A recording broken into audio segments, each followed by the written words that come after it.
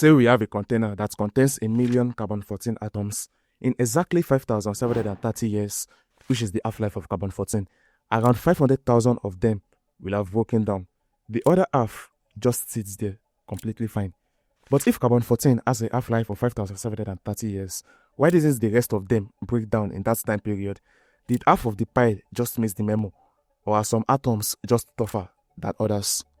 You see, common sense desperately wants radioactive decay to behave like a timer. You imagine every atom carrying around a microscopic countdown clock. Then at exactly 5,730 years, it decays. But radioactive decay does not work like that. In fact, the atom itself does not even know how old it is. A single carbon-14 atom formed 1 second ago behaves exactly like one formed millions of years ago. This is insane. In everyday life, age matters. Old batteries die, old people weaken, old machines break. But radioactive atoms do not wear out. A carbon-14 atom is not gradually getting closer to death. Instead, every single moment, it simply has a small chance of decaying. Imagine a gigantic room containing 1 million identical buttons. Every second, the universe randomly presses some of them. If your button gets pressed, your atom decays. If it doesn't, the atom survives. That is basically radioactive decay. Not literally, of course, but mathematically shockingly close. Each carbon-14 atom is constantly participating in a quantum lottery. Most moments, nothing happens. Then suddenly, a neutron inside the nucleus transforms into a proton. An electron is emitted and the atom changes into nitrogen, completely randomly. Not because it reached a particular age or anything else, it simply lost the lottery. With that in mind, we can finally define half-life properly. Half-life is not how long one atom takes to decay. It is the amount of time required for half of a very large population to decay. That distinction changes everything. Half-life only becomes meaningful statistically, or in other words, it emerges from huge numbers. If you add only one carbon-14 atom, its half-life would be nothing directly measurable. A single atom either decays or it doesn't. It's just like temperature and pressure. One molecule does not have a temperature, nor does one molecule create atmospheric pressure.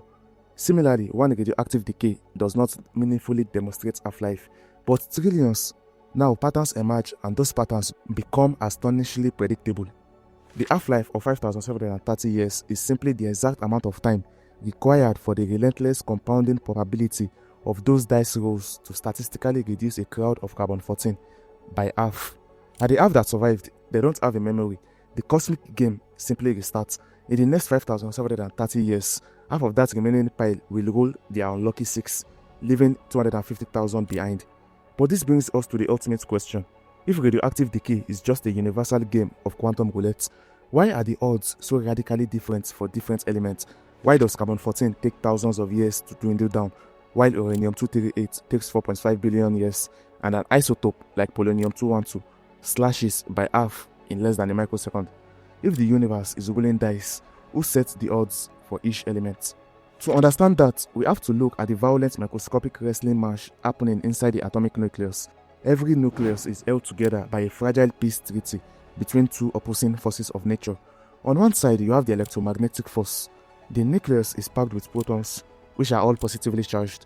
And just like the Martian poles of magnets, positive charges desperately want to repel each other, aka they want to fly apart. On the other side, you have the strong nuclear force. This is the cosmic superglue that bonds protons and neutrons together.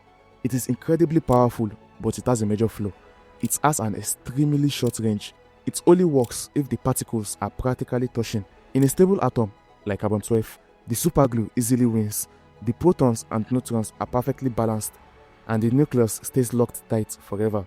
But in a radioactive atom, the nucleus is unstable. It might have too many neutrons, making it uncomfortably bloated, or it might just be too massive for the superglue to hold the outer edges together. The nucleus is essentially a structural engineering nightmare. It is constantly vibrating, jiggling, and under massive internal stress.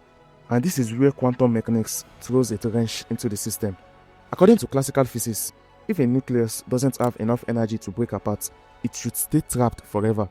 But in the quantum world, particles can do something called quantum tunneling.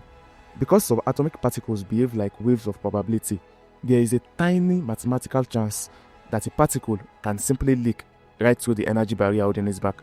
It is as if a prisoner didn't break down the brick wall of their cell, but instead simply teleported through it because of a glitch in reality. Whether it's a particle trying to tunnel out, or it's a neutron waiting to spontaneously flip. This quantum probability is what determines the half-life. If an isotope's nucleus is only slightly unstable, the energy barrier is thick and high. The mathematical probability of a particle tunneling out is incredibly low. The atom has to endure trillions upon trillions of failed quantum escape attempts before one finally succeeds. This is why uranium-238 takes billions of years. The wall is incredibly hard to tunnel through. But if an isotope is widely unstable, the barrier is paper thin. Particles tunnel out constantly. The dice are heavily rigged and the atom decays in milliseconds. Every element is playing the exact same game of chance, but the shape of its nucleus dictates the odds of the table. For a single atom, life is a chaotic, unpredictable roll of the dice, but across the vastness of the universe, those trillions of random rolls lock together into the most predictable, unbreakable clock ever created. Thanks a lot for sticking to the end.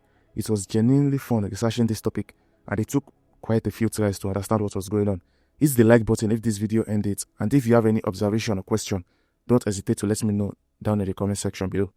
Stay positive out there, and I'll catch you in the next one.